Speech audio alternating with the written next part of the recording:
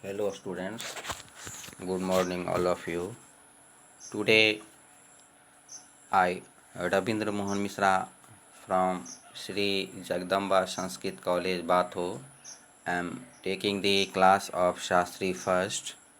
Yesterday we have seen some explanation from a little learning.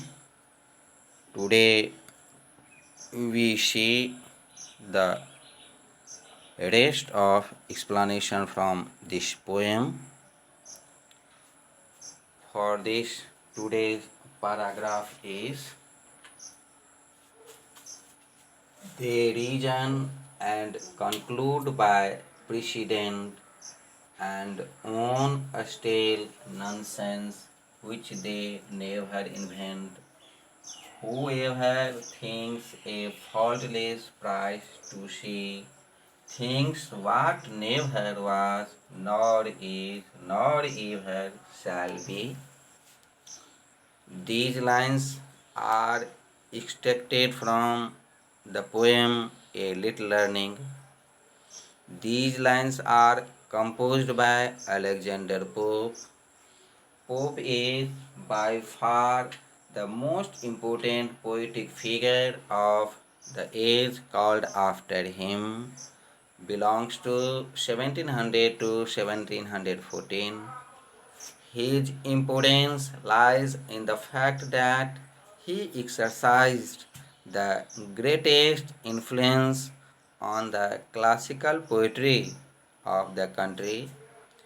His poetry was intellectual, didactic, and satiric, and was almost written in heroic couplet.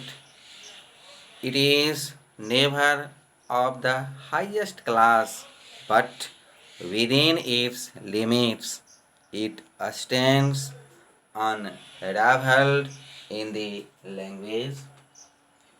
In these above lines, Pope describes some of the ways that writers develop bad judgment, the chief of which is pride. The key to avoiding this is to know your own faults and limitation. Moreover, writers must study well and focus on conventions passed down from the masters of poetry. Pope warns, however, that writers must be careful of becoming slaves to the rules and conventions that others have developed and to not let the popularity of an author misguide a writer's appreciation of an author's work. One of the products of adhering too closely to convention is that writers becomes fascinated with extremes and forget the essential truth that beauty and good poetry are made up of the combination of all of their parts rather than each part by itself. Too true. One finds this particularly present amid criticisms of modern productions of media. Too often are industries such as movies, gaming, and music branded as being bad or not like it used to be. In short, we conclude that these lines give us idea of a human document, a revelation of the struggle for good knowledge.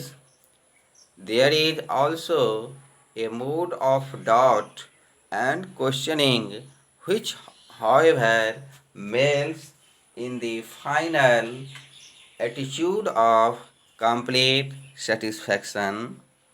The beauty and the exaltation of feelings rise to a great height. In this way, these are full of allusions to human wisdom. Now, we are taking the second paragraph for the explanation, and we say that it is the fourth and final paragraph for the explanation of the poem A Little Learning. This is: most critics fond of some subservient art still make the whole depend upon a part, but those attend me trembled to survey the growing labors of the lengthened way. These lines have been taken from the play A Little Learning. These lines are composed by Alexander Pope. Pope is the most important poetic figure of his own period. His importance lies in the fact that he exercised the greatest influence on the classical poetry of that very century. His poetry was intellectual, didactic, and satiric, and was almost written in heroic couplet, which is very popular for him. These lines says tell about the characteristic of the critic, which is to be possessed by them. In these above lines, Pope has a message for the critics. These little learning types of critics, according to Pope, are generally biased towards a certain ideal of what art should be, that they ignore the often overwhelming potential outside of what their narrow perspective has envisioned. People that use umbrella terms to describe the current state of an industry forget how grand the depth of their subject is.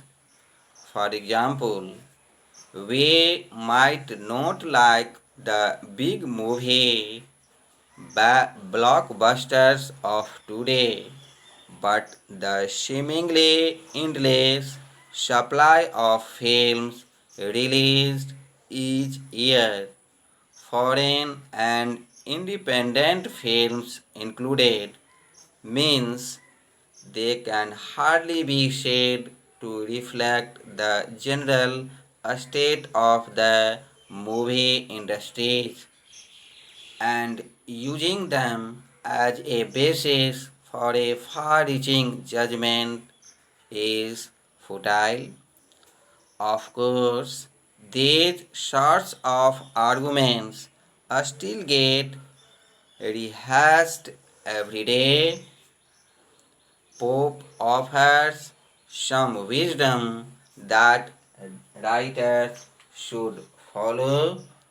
Once again, Pope emphasizes the importance of humility and studying deeply, particularly studying those poets and writers who truly understand poetry and follow it their nature. Pope then reflects on the ups and downs of literature and literary critique since Greek future. He emphasized to praise those art which have full of qualities.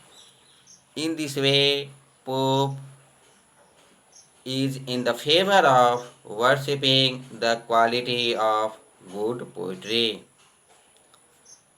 In short, we conclude that a great network is framed for measuring the quality of poetry,